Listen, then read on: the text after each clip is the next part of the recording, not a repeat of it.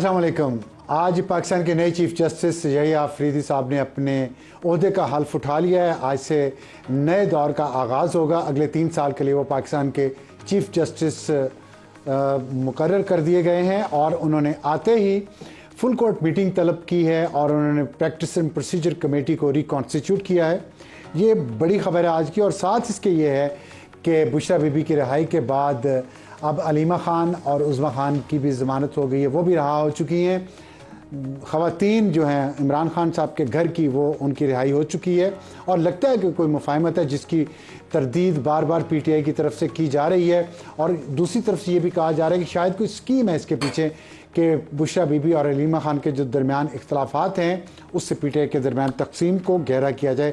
देखेंगे कि ये होता है या नहीं होता और PTI के अंदर जो इख्तलाफात हैं वो बढ़ते हैं या कम होते हैं इन रिहाइयों के बाद।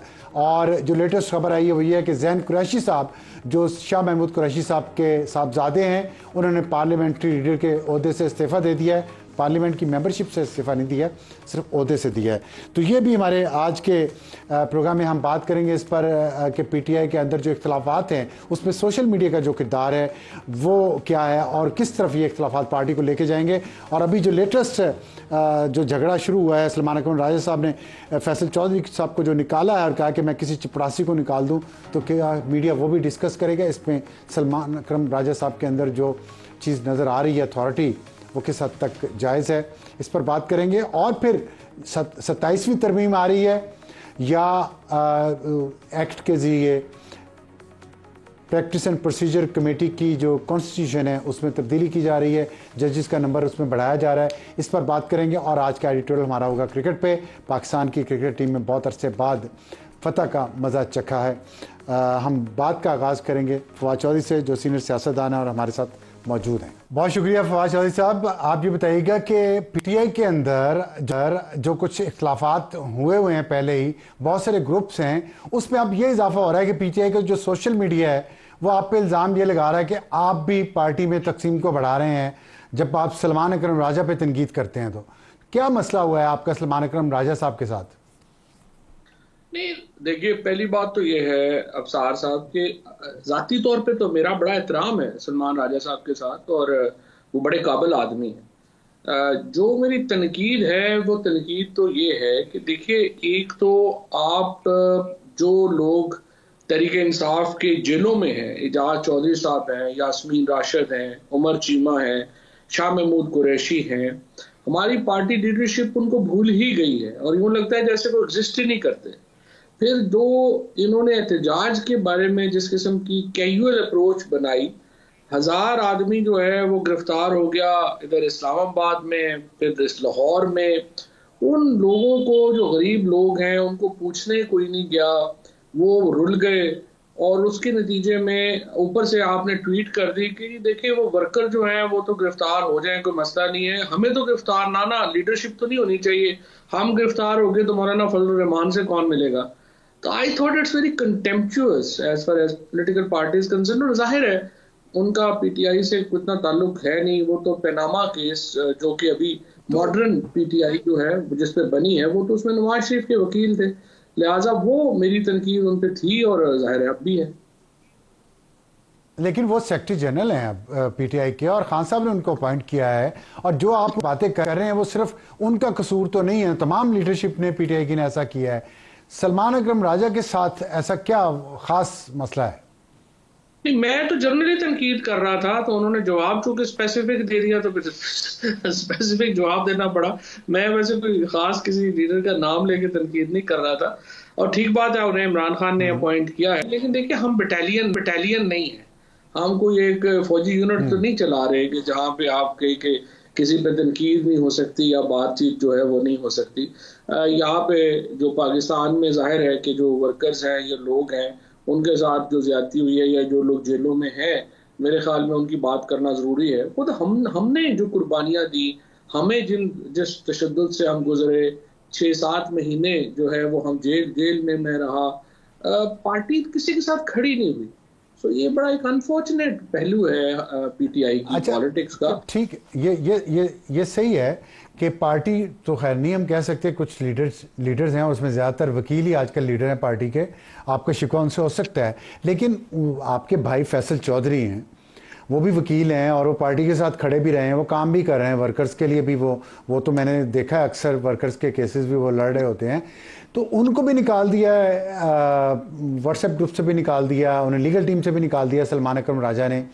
तो ये पर्सनल लड़ाई है, ये क्या है, असूली लड़ाई है कोई?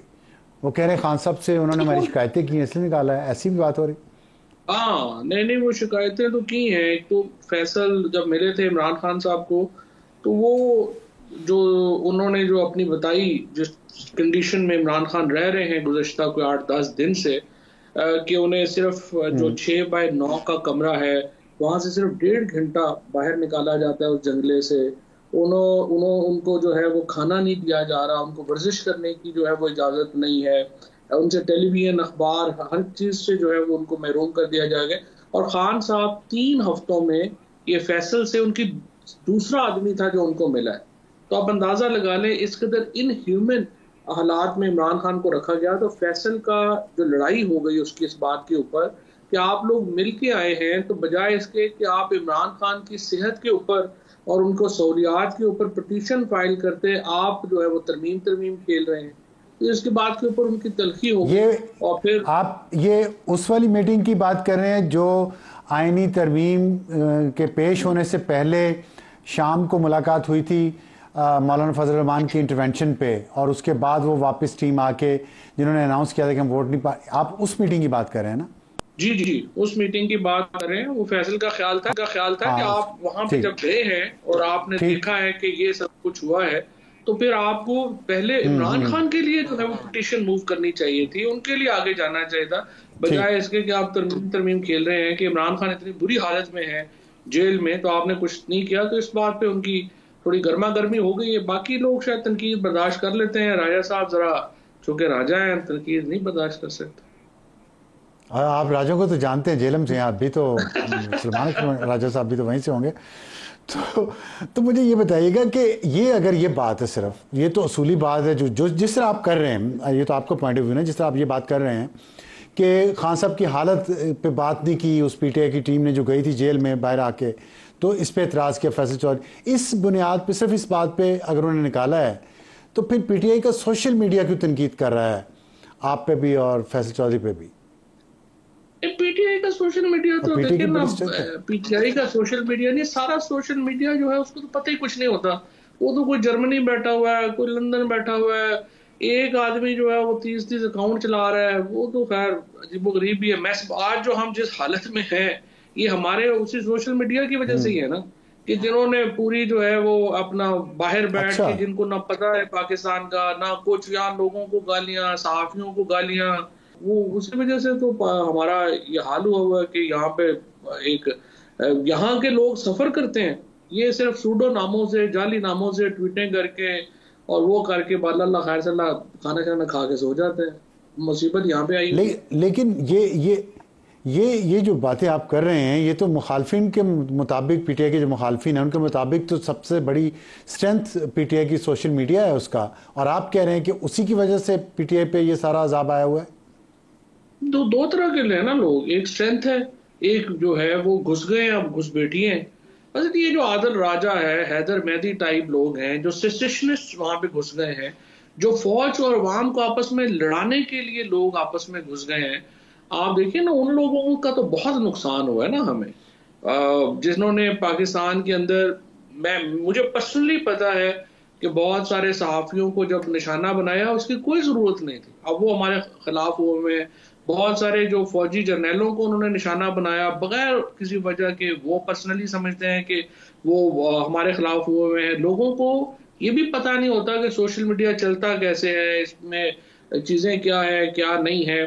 तो उन्होंने जो पाकिस्तान को, पीटीआई को जो बेचा है जिन लोगों ने डॉलर बनाने के लिए, इमरान खान के नाम को बेचा है जिन्होंने, अब मुझे सिर्फ आप ये बताइए कि आदिल राजा 50,000 पाउंड जो है वो 2 महीने में कमा गया है पीटीआई का, वो करके फंडिंग लगा के, जिससे ना हमारा कोई ताल्लुक है ना कुछ है, ना वो पीटीआई का है।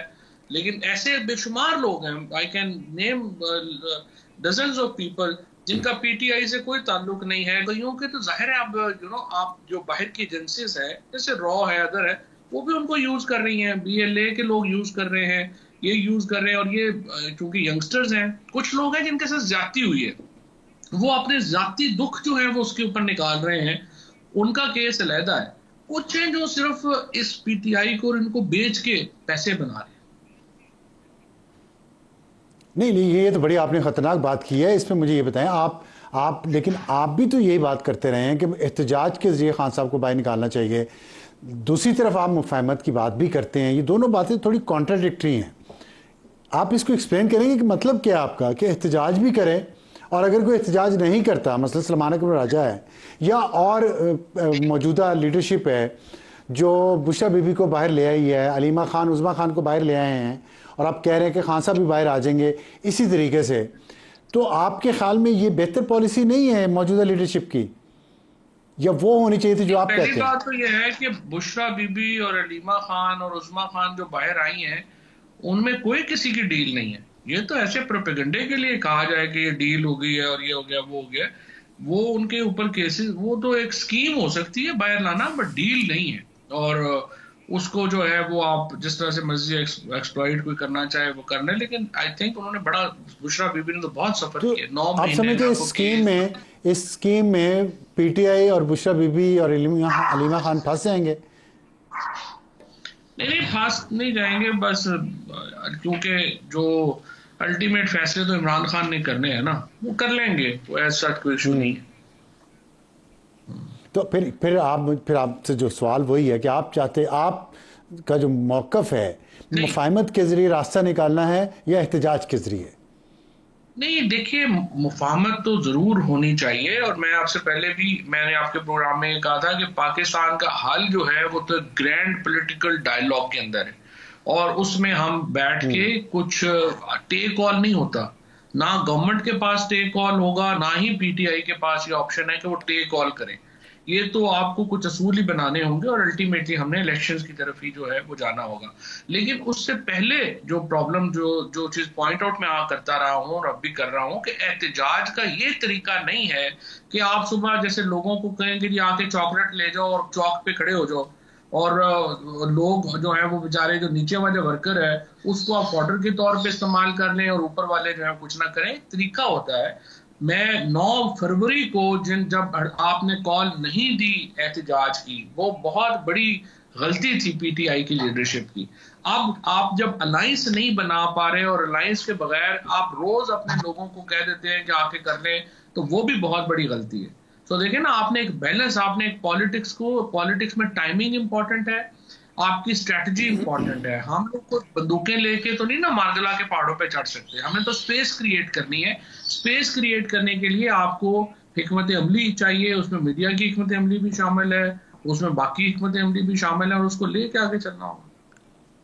अच्छा, लेकिन जो पीटीआई के यंग वर्कर्स हैं, यंग और जज्बाती वर्कर्स जो हैं, उनका ख्याल है कि लीडरशिप की तो ज़रूरत ही नहीं है, और वर्कर्स खुद ही सड़कों पे आ रहा है, वो खुद ही कह रहा है हमने एहतजाज करना है, हमारे और खान के दरमियान में कोई और लीडर नहीं है। तो इस तरह की सूरत हाल में कैसे आ गई एक सियासी जमात? क्या वो वर्कर्स के हाथों यरगमाल हो गई है या इस द अदर वे राउंड? क्योंकि जो मिडिल लीडरशिप है खान के और वर्कर्स के दरमियान, वो एग्जिस्ट नहीं कर रही इस वक्त, या उसकी बात का असर नहीं है। इससे नुकसान हुआ या फ़ायदा हुआ है? नहीं, ये तो देखिए ना, बहुत नुकसान है ना। यही तो पाकिस्तान का अलमिया है कि पाकिस्तान में पॉलिटिकल पार्टी तो है ही नहीं ना, पाकिस्तान में तो शख्सियात हैं, और पीटीआई तो अब इफेक्टिवली चली गई है प्रेसिडेंशियल फॉर्म ऑफ गवर्नमेंट में। यहाँ पे इमरान खान है और लोग हैं। अच्छा, लेकिन ये जो अभी तक आप समझें कि अकेला एहतजाज नहीं हो सका या नहीं हो रहा ना, उसमें एक वजह भी यही है, क्योंकि जैसे बांग्लादेश में अगर आप, बहुत सारे लोग मिसाल देते हैं, लेकिन वो उसको कन्वीनियंटली इग्नोर कर देते हैं कि बांग्लादेश में स्टूडेंट्स यूनियन ऊपर से लेके नीचे तक मौजूद थी, उनकी बड़ी स्ट्रांग ऑर्गेनाइजेशन मौजूद थी, और वो लोग जो है वो निकल आए। पाकिस्तान के अंदर प्रॉब्लम यह है कि तंजीम के बगैर, ये अफसार साहब एक्चुअली खतरा है, अगर तंजीम के बगैर एहतजाज हुआ तो ये खैबर पख्तूनख्वा में और बलूचिस्तान में अल्ट्रा नेशनलिस्ट उसका फायदा उठाएंगे, पंजाब में एक्सट्रीमिस्ट पार्टियां उसका फायदा उठाएंगी, क्योंकि पंजाब में जो PMLN फारग हो गई है मुकम्मल तौर पे, उसका बड़ा नुकसान हुआ है कि अब उसको रिप्लेस कर रहे हैं मजहबी शिद्दत पसंद। और अनफॉर्चुनेटली इस वक्त पंजाब बैलेंस आउट हो चुका है, और अगर PMLN ने अपनी पॉलिटिक्स को रिव्यू ना किया तो इसका भी बड़ा नुकसान होगा। और बगैर तंजीम के अगर एहतजाज शुरू हो गया तो फिर देखिए उसको ना वो रोक सकता है, ना वो किसी के कंट्रोल में है, और उसका फायदा भी PTI को कोई नहीं होना। तो आपके ख्याल में बुशरा बीबी के बाहर आने के बाद ये जो वैक्यूम है जिसकी आप बात कर रहे हैं, ये फिल होगा, वो कंट्रोल कर पाएंगी वर्कर्स को, या हलीमा खान ज़्यादा बेहतर कंट्रोल कर सकती हैं वर्कर्स को? नहीं, देखिए ना, वर्कर्स वगैरह तो सारा PTI तो इमरान खान के साथ है, और वो ये जरूर हो जाएगा कि बुशरा बीबी और हलीमा खान कम अज कम इमरान खान को सही इंफॉर्मेशन देने की पोजीशन में तो है ना, वो उनको बता तो सकेंगे कि ये हो रहा है और ये सिचुएशन है। बाकी लोग तो जो है वो तो बताते ही नहीं है कि क्या हुआ क्या नहीं हुआ। वो आप इमरान खान को जो एहतजाज का बताया गया कि कितना जबरदस्त कामयाब था और क्या क्या हुआ, वो तो आपको जब पता चलेगा। लेकिन इसमें दोनों साइड्स में थोड़ा सा इख्तलाफ भी आपस में है, जो एक नेचुरल बात है। तो वर्कर्स किसकी बात पे ज़्यादा ट्रस्ट करेंगे, बुशरा बीबी की या हलीमा खान की? ये इमरान खान ही को करना होगा डे टू डे जो आगे चलेंगे। मेरे ख्याल में बुशरा बीबी तो कह रही हैं कि मैं पॉलिटिक्स में नहीं हूं, लेकिन मेरे ख्याल में पॉलिटिक्स इस वक्त करना तो हर पाकिस्तानी का फर्ज है, और उनको भी पॉलिटिक्स जो है उसको करना होगा। उन्होंने उनकी प्रायोरिटी इमरान खान को बाहर लाना है, जो कि सच्ची बात यह है कि इस वक्त PTI में कई लोगों को सूट ही नहीं करता कि इमरान खान बाहर है।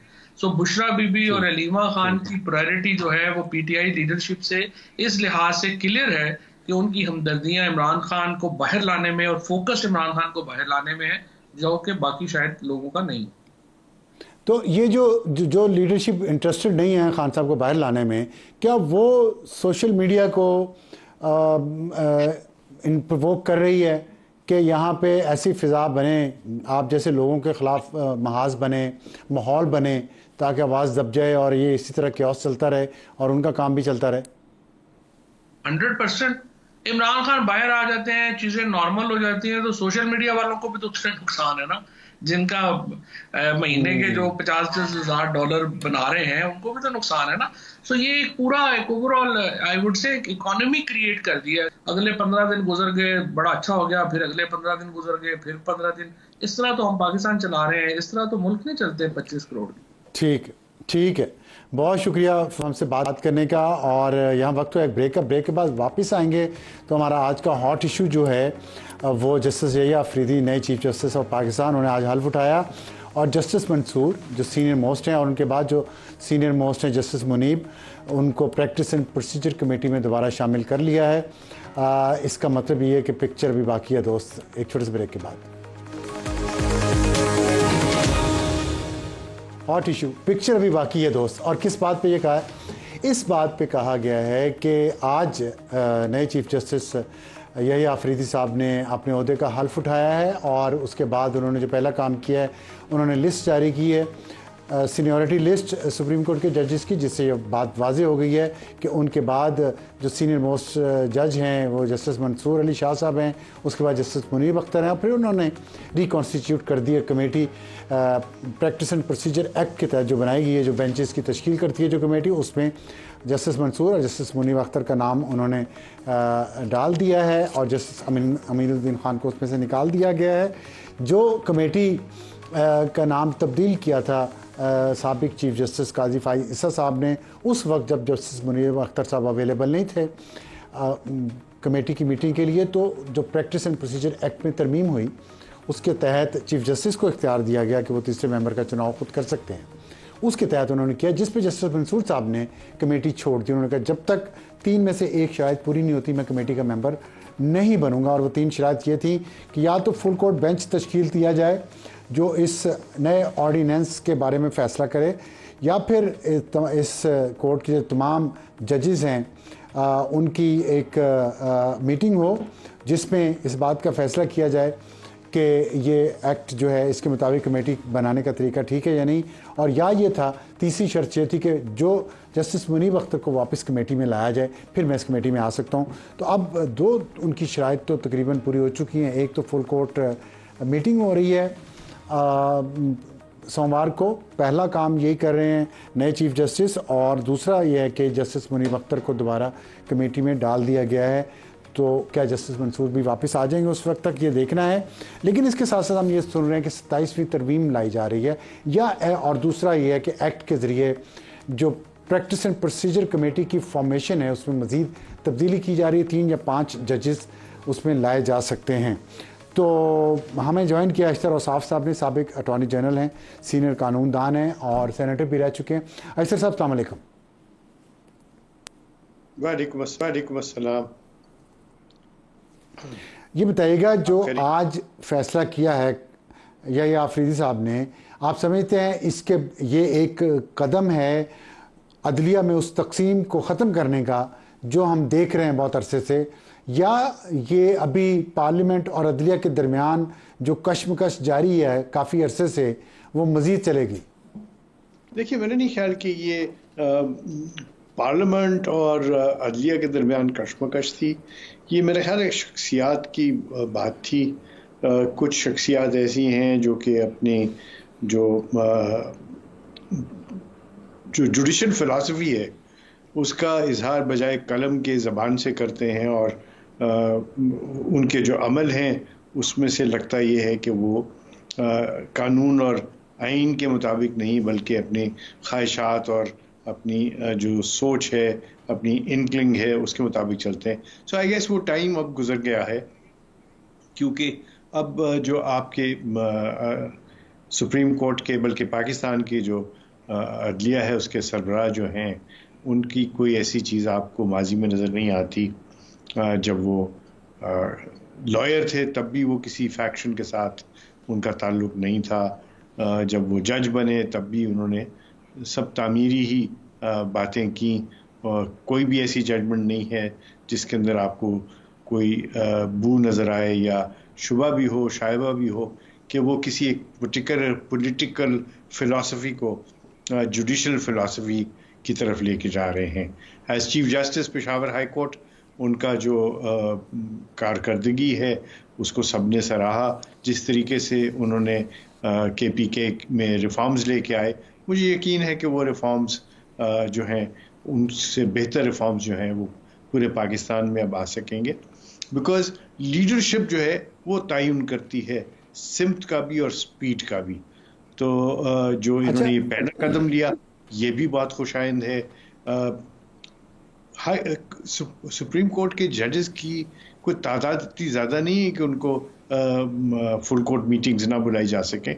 मैं तो समझता हूँ कि हर 15 दिन के बाद एक फुल कोर्ट मीटिंग होनी चाहिए जिसमें आप 15 दिन पहले के कारकर्दगी का जायज़ा लें, आने वाले जो 15 दिन हैं उसके अंदर मामलात को देखें किस तरीके से है। और मैं तो अगर कह सकूं तो मैं ये भी सिफारिश करूंगा कि चीफ जस्टिस साहब जो है मुख्तलिफ सूबों में जाएं, और न सिर्फ हाई कोर्ट्स के अंदर जाएं बल्कि डिस्ट्रिक्ट जुडिशरी को देखें कि उनके वो किस हालात में काम कर रहे हैं।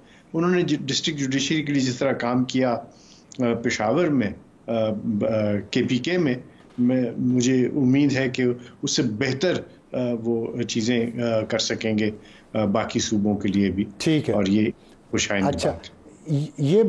ये बताइएगा कि जो अभी आपने बात की है कि खुशाइंद कदम है और शख्सियात का टकराव था, ये कोई इदारों का आपस में पार्लियामेंट और अदलिया का लड़ाई नहीं थी, तो शख्सियात में से हम देखते हैं सिर्फ काजी फाइज़ गए हैं, और जिनके साथ उनका टकराव था या जिसकी बात जिस तरफ आप इशारा कर रहे हैं वो शख्सियात तो अभी हैं मौजूद सुप्रीम कोर्ट में।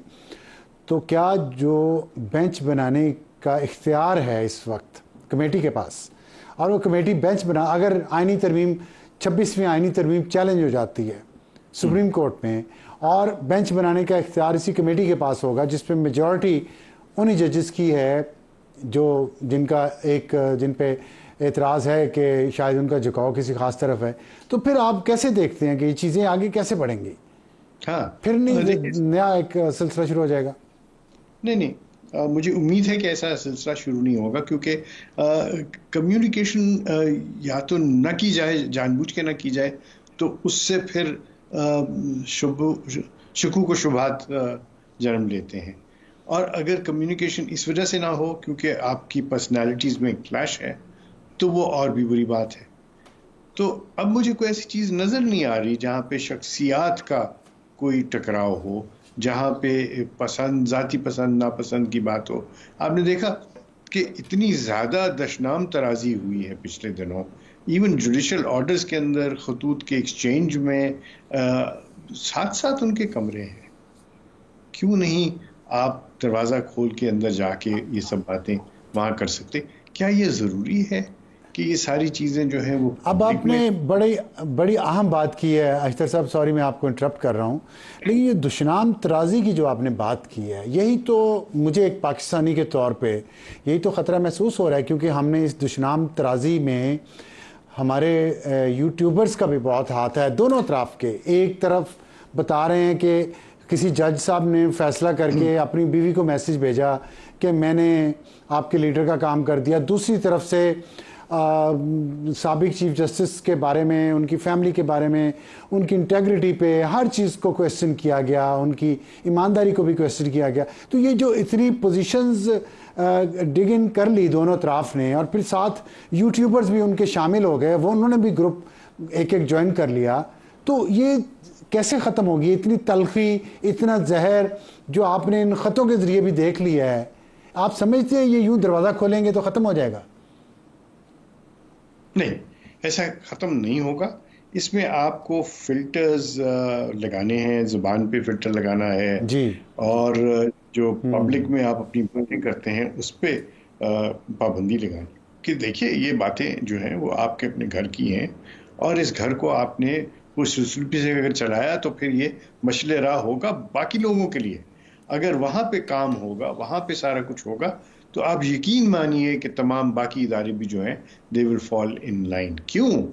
क्योंकि लोग देखते हैं कि एक ऐसा इदारा जो कि मुक़्तदर है, जिसकी आइन के अंदर सारी चीज़ें लिखी हुई हैं, जिसका एक स्टैंडिंग है, पूरी दुनिया में स्टैंडिंग होती है सुप्रीम कोर्ट की और हाई कोर्ट की, और अगर वहाँ इंतशार नज़र आए तो फिर मुल्क के अंदर वो परमिएट कर जाता है। हल क्या है? फौरी तौर पे नहीं होगा। देखिए मेरे इल्म में है ये कि 265 लोग जो हैं मुल्क से बाहर बैठे हुए, उनको ये एजेंडा दिया गया है, उनको स्क्रिप्ट दी जाती है, और उसके वो किस तरीके से ट्रोलिंग कर रहे हैं, किस तरीके से ये मिसगिविंग्स फैला रहे हैं, जिस तरीके से ये सारे मामलात चल रहे हैं। This is very unfortunate. आज से नहीं हो रहा, ये 3 बरस से हो रहा है। It's been 3 years। और ये जो ये अब शुरू हो गया ना, पहले तो होती बॉर्डर्स पे वॉर, फिर इकोनॉमिक वॉर, अब ये वॉर शुरू होगी इंफॉर्मेशन के ऊपर, और ये डिसइंफॉर्मेशन जो है ये आपके मुल्क को खा पी जाएगी अगर इसके ऊपर आपने पॉजिटिव तरीके से शील्ड्स ना लगाई। मैं ये नहीं कह रहा कि आपको पाबंदियां लगानी है, ये नहीं कह रहा मैं, लेकिन आपने लगानी हो अगर कानून और आइन से दलील का जवाब दलील से देना है। झूठ का जवाब तो दलील से नहीं दिया जा सकता ना, कुछ तो पूरी दुनिया ने भी मेजर्स लिए हैं इस पे। जब आप सच बोलेंगे, जब आप सच बोलेंगे ना, जी बिल्कुल बिल्कुल, सच है वही प्रिवेल करता है, और सच बोलने का तरीका। लेकिन वो 265 लोग जिनका आपने जिक्र किया बाहर बैठे हुए हैं, उन्हें सच से कर्ज नहीं है, वो सच को भी झूठ बना के पेश कर देंगे। तो बहुत शुक्रिया इस तरह साहब हमसे, और बड़ी अच्छी गुफ्तगू रही। आपने जो बताया कि 265 लोग आपके इल्म में हैं कि मुल्क से बाहर बैठे हैं, उनको बाकायदा एजेंडा दिया जाता है कि आज उन्होंने किस तरह प्रोपेगेंडा करना है पाकिस्तान के ख़िलाफ़। अल्लाह करे इस झूठ से, इस झूठ के फैलाव से हमारी जान किसी तरह से इस मुल्क की छूट जाए, क्योंकि जंग ये है जो हमारे मुल्क के अंदर हो रही, 5th जनरेशन वॉरफेयर, जिसको खड़ा तो किसी और काम के लिए किया गया था, लेकिन उसका नतीजा कहीं और निकल रहा है। वक्त एक ब्रेक के बाद वापस आएंगे तो हमारा आज का एडिटोरियल क्रिकेट के बारे में है, क्योंकि हमने पहले भी एक दफ़ा क्रिकेट पे एडिटोरियल किया था जिस दिन पाकिस्तान ने तारीखी शिकस्त का मज़ा चखा था, लेकिन आज तो जीत का मुँह देख लिया है। इस पर बात करेंगे एक छोटे से ब्रेक के बाद। और वक्त हुआ हमारे एडिटोरियल का। हमने पिछले वीक कुछ दिन पहले एक एडिटोरियल किया था पाकिस्तान की क्रिकेट टीम पे, जब उसे तारीखी शिकस्त हुई थी और एक इनिंग से पाकिस्तान की टीम क्रिकेट मैच हार गई थी इंग्लैंड से। उसके बाद एक मीटिंग हुई थी जिसमें चेयरमैन पीसीबी मोहसिन नकवी ने कुछ नए इक़दाम लिए थे, जिसमें एक ये भी था कि आकिब जावेद को लाया गया। और आकिब जावेद के आने से लगता है कि पाकिस्तान की क्रिकेट का चेहरा थोड़ा बदल गया है और मुसलसल 2 टेस्ट मैचेस में पाकिस्तान ने फ़तह हासिल की है, इंग्लैंड को सीरीज़ में हरा दिया है एक तारीखी शिकस्त के बावजूद, जो कि बड़ी अच्छी बात है। और इसको बीबीसी ने कहा है कि आकिब बॉल बेसबॉल के अगेंस्ट जीत गया है। और ये आकिब बॉल क्या था? आकिब जावेद का ये कहना था कि पाकिस्तान को अपनी कंडीशंस का फ़ायदा उठाकर स्पिन विकेटें बनानी चाहिए और स्पिन विकेटें बनाकर 3 स्पिनर्स खिलाने चाहिए और 3 स्पिनर्स खिलाए गए और जिससे नतीजा आपके सामने है। और इसमें सबसे जो अच्छी बात है कि वो लोग उन लोगों को चांस मिला जो बहुत अच्छे प्लेयर्स थे लेकिन बाहर बैठे रहते थे, क्योंकि बहुत बड़े बड़े जो सो कॉल्ड स्टार्स हैं जो बहुत सारे इश्तिहारात में आते हैं, जिनकी तनख्वाहें millions of rupees per month हैं, लेकिन वो काम अपना पूरा नहीं कर रहे थे जितने पैसे ले रहे थे। तो ये सारा क्रेडिट जाता है आकिब जावेद साहब को, साजिद खान जो नए ऑफ स्पिनर हैं और नुमान अली को, वो भी स्पिनर हैं हैदराबाद से। साजिद खान का ताल्लुक केपी से है और कामरान गुलाम जो बैट्समैन हैं। और इन तीनों ने बहुत अच्छा परफॉर्म किया है। और ये इनमें एक और नई चीज़ जो है वो ये है कि तीनों नए खिलाड़ी 50 से ज़ायद फर्स्ट क्लास क्रिकेट मैचेस खेल चुके हैं। हर एक ने, एक साजिद खान ने 57 खेले हैं, नुमान अली ने 77 और कामरान गुलाम ने 61 मैचेस। इससे डोमेस्टिक क्रिकेट में जो लोग अच्छा परफॉर्म करते हैं और जो फर्स्ट क्लास क्रिकेट खेलते हैं, उनका स्टेमिना और उनका जो उनकी एंड्योरेंस है टेस्ट मैच के लिए वो ज़्यादा होती है, वो ज़्यादा देर तक ओवर्स कर सकते हैं, बजाय उन लोगों के, उन बॉलर्स के, बैट्समैन के जो T20 खेलते हैं और जिसमें उन्हें सिर्फ 5-6 ओवर्स में सब कुछ दिखाना पड़ता है अपनी सारी कारकर्दगी। उनके पास इतना स्टेमिना, इतनी एंड्योरेंस नहीं होती कि वो टेस्ट मैच में परफॉर्म कर सकें, जो इन तीनों ने ज़ाहिर है फर्स्ट क्लास क्रिकेट से जो कुछ सीखा वो टेस्ट क्रिकेट में इस्तेमाल किया। तो बड़ा अच्छा है, मुबारकबाद है पाकिस्तान की क्रिकेट टीम को, आकिब जावेद को और साजिद खान, नुमान अली और कामरान गुलाम को। यहाँ पे मैं साजिद खान के बारे में एक जिक्र करना चाहूँगा कि मैं उसका एक वीडियो क्लिप देख रहा था आज, जिसमें मुझे एहसास हुआ कि वो कितने आम से घराने से ताल्लुक़ रखता है केपी से और किस तरह मेहनत करके अपनी जगह उसने बनाई है और अपनी माँ की दुआओं से वो इस मुकाम तक पहुँचा है। लेकिन उसके अंदर जो जज्बा है, और उसके वालिद साहब भी फ्रंटियर कांस्टेबली में शहीद हुए थे दहशतगर्दों का मुकाबला करते हुए, और अब ये और अपनी यतीमी कैसे गुजारी साजिद खान ने उसका भी बताया। लेकिन मेहनत का फल तो मिलता है अगर आप ईमानदारी से काम करें। और साजिद खान को और नुमान अली को और कामरान गुलाम को एक दफ़ा फिर मुबारकबाद। इसके साथ ही हम आज का प्रोग्राम का इख्तिताम करते हैं। खुदा हाफिज़ एंड गुड नाइट।